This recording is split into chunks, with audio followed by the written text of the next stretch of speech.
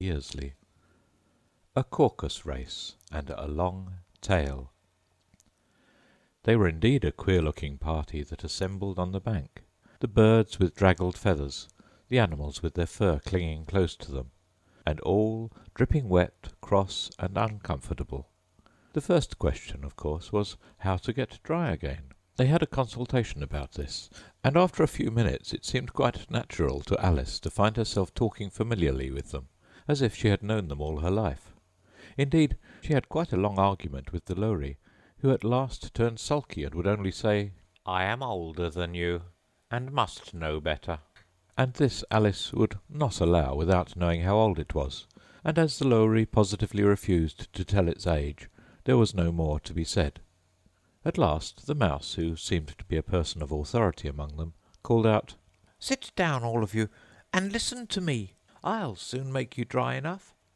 They all sat down at once in a large ring, with the Mouse in the middle. Alice kept her eyes anxiously fixed on it, for she felt sure she would catch a bad cold if she did not get dry very soon. "Ahem!" said the Mouse, with an important air. "Are you all ready? This is the driest thing I know. Silence all round, if you please. William the Conqueror, whose cause was favoured by the Pope, was soon submitted to by the English, who wanted leaders, and had been of late much accustomed to usurpation and conquest.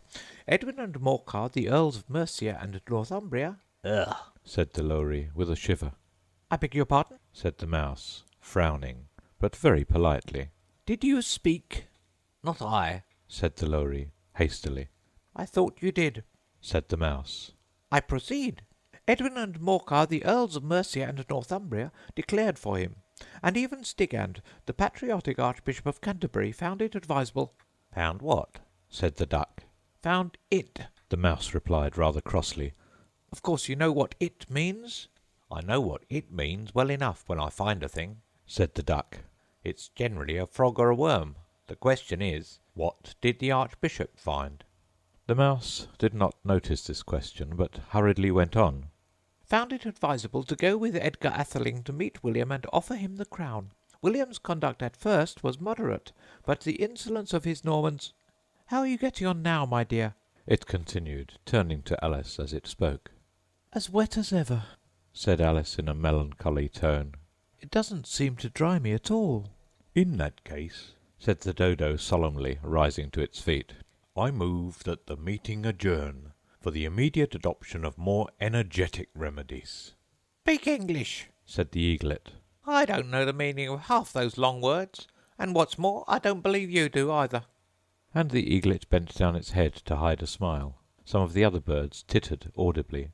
"What I was going to say," said the Dodo in an offended tone, "was that the best thing to get us dry would be a Caucus race."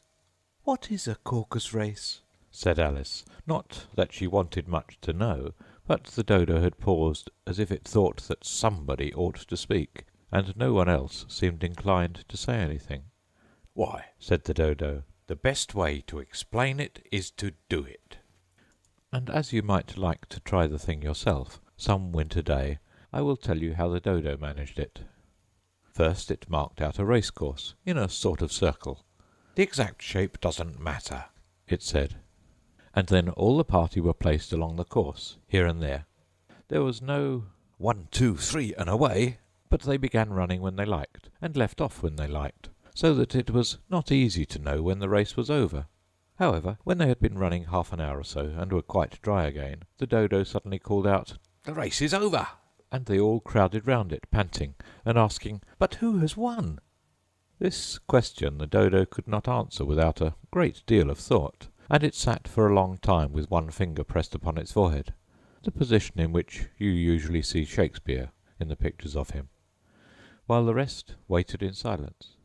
At last the Dodo said, "Everybody has won, and all must have prizes." "But who is to give the prizes?" quite a chorus of voices asked. "Why, she, of course," said the Dodo, pointing to Alice with one finger, and the whole party at once crowded round her, calling out in a confused way, "Prizes! Prizes!" Alice had no idea what to do, and in despair she put her hand in her pocket and pulled out a box of comfits. Luckily the salt water had not got into it. and handed them round as prizes. There was exactly one apiece all round. "But she must have a prize herself, you know," said the Mouse. "Of course," the Dodo replied very gravely. "What else have you got in your pocket?" he went on, turning to Alice. "Only a thimble," said Alice sadly. "Hand it over here," said the Dodo. Then they all crowded round her once more, while the Dodo solemnly presented the thimble, saying, "We beg your acceptance of this elegant thimble." And when it had finished this short speech, they all cheered.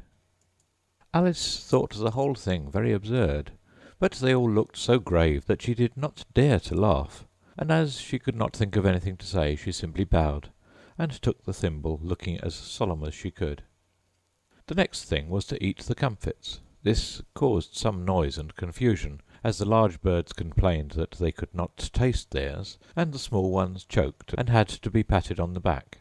However, it was over at last, and they sat down again in a ring, and begged the Mouse to tell them something more. "You promised to tell me your history, you know," said Alice. "and why it is you hate C and D," she added in a whisper, half afraid that it would be offended again.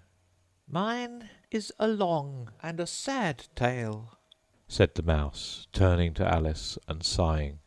"It is a long tale, certainly," said Alice, looking down with wonder at the Mouse's tail. "but why do you call it sad?" And she kept on puzzling about it while the Mouse was speaking, so that her idea of the tale was something like this. "Fury said to a mouse—" "You're not attending," said the Mouse to Alice severely. "What are you thinking of?" "I beg your pardon," said Alice very humbly. "You had got to the fifth bend, I think." "I had not," cried the Mouse sharply and very angrily. "A knot?" said Alice, always ready to make herself useful, and looking anxiously about her. "Oh, do let me help to undo it."